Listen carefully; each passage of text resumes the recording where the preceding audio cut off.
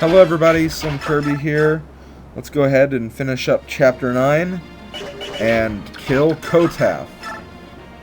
And I'm going to warn you, he is probably going to go down in the first minute of this video. Yeah, sorry about that. I know I could have probably stuck this at the very end of the last video, but I really didn't want a whole battle with only cutscenes, so I just went ahead and stuck this at the beginning of this video. Not a very hard boss, just beware of that Night Killer he has. And also keep in mind that he has a Javelin as well, so he can do some damage with that too. Just be careful, because I think Soren and Rolf could go down very easily when the boss has the Javelin equipped, so just be careful. And for beating Kotaff, we get an Arm Scroll. An Arm Scroll actually levels up your weapon level by 1 level. So if you have like a C rank in swords, you use an Arm Scroll, you'll go up to a B rank. I've actually never used an Arm Scroll, but I've actually figured out that it could have like some really good uses. I mean, if you have one weapon you want a unit to specialize in, you could raise that unit level, that weapon level up enough so you could actually use it. So it's not really that bad of a weapon or item. Sorry, I'm just kind of tired right now while I'm doing this. So I'm kind of just speaking randomly. But yeah, I figure Arm Scrolls could be used strategically. I don't really know if there are any penalties to using Arm Scrolls. There probably are that I don't know about because, again, I've never used Arm Scrolls. I'm just aware of what they're supposed to do.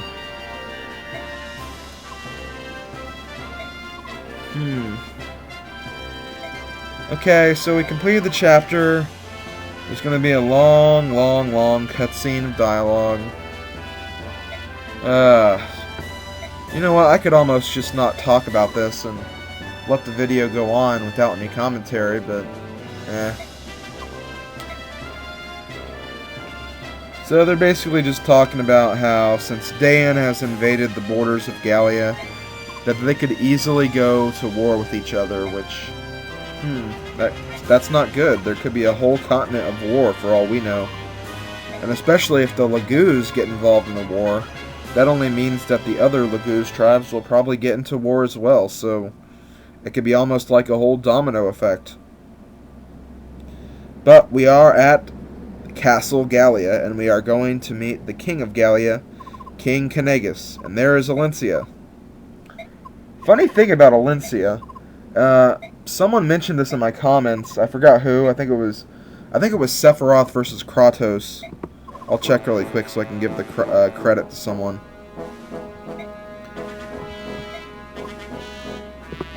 Let's see. Yeah, it was Sephiroth versus Kratos, the YouTube user.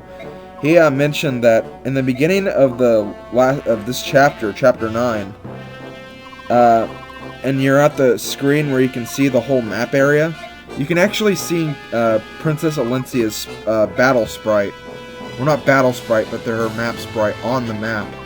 So the developers actually didn't consider that she was actually already at Gallia Castle when that whole fight was going on. So that was kind of a cool little fun trivia fact.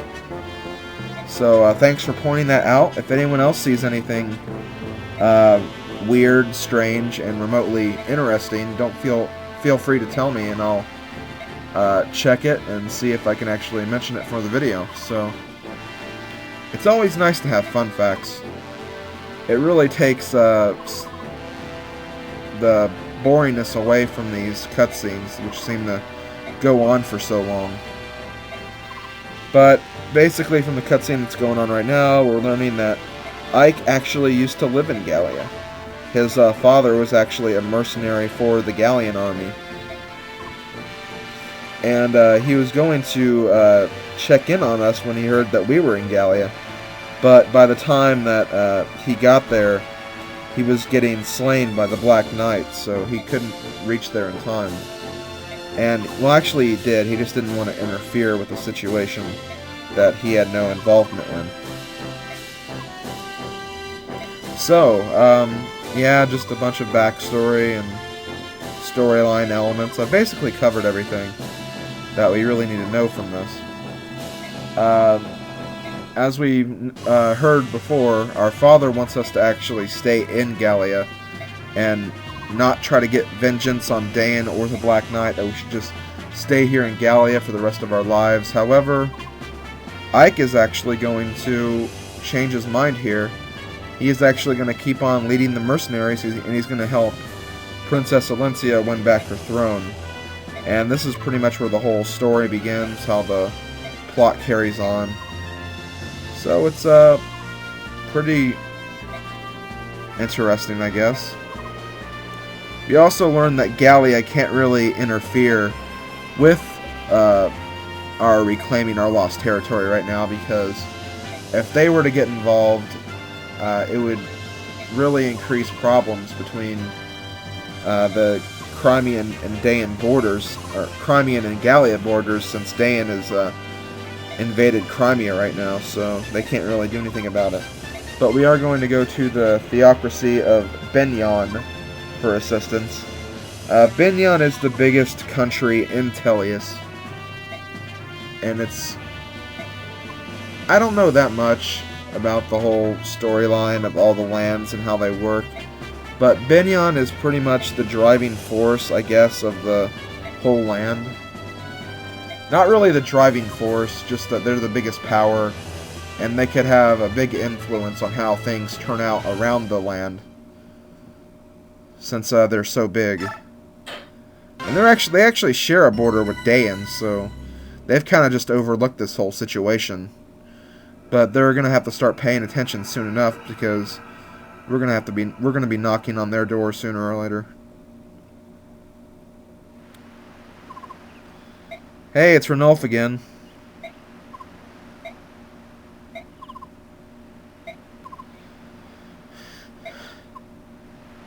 So, Ranulf is actually going to give us a few gifts. He's going to give us some gold so we can actually purchase things. I don't know if you noticed when I was buying weapons in Chapter 8, but I almost ran low on gold. And then I also ran low when I was buying it for Chapter 9 as well.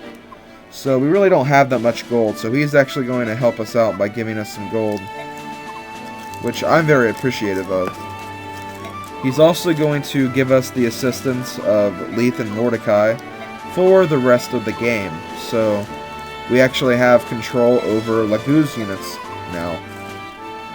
I'll go over the Laguz transformations and the Laguz mechanics and how they work on the next video. Probably the next chapter. I wouldn't say next video, but on Thursday I'll probably go over them, since it'll actually become applicable, and some of you might want to use Laguz units, so I can probably give you some help on what Laguz units are good and if you should use them or not. Let's see, he's also going to help us. He's going to take us, or escort us to Crimea, so we can get a boat, so we can sail to Benyon. We could walk to Benyon, but in order to get there, we'd have to, like, traverse some mountain ranges and go through territory we really don't want to go through. So, by boat is probably the safest way. And that's basically all we're going to do. Here are the stats. MVP was Boyd. Got a lot of experience, a lot of new allies. And here we are at the base. So I guess that ends this video and ends the videos for today. See you Thursday for more Fire Emblem Path of Radiance. Later, guys.